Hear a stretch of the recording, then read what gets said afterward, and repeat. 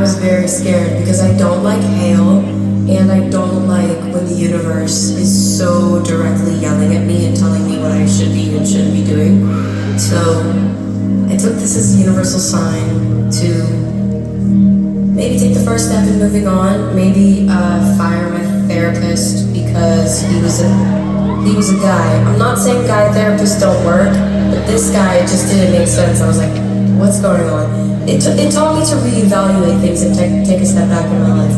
And so it's a very, very special song to me. If you know the words, please sing it.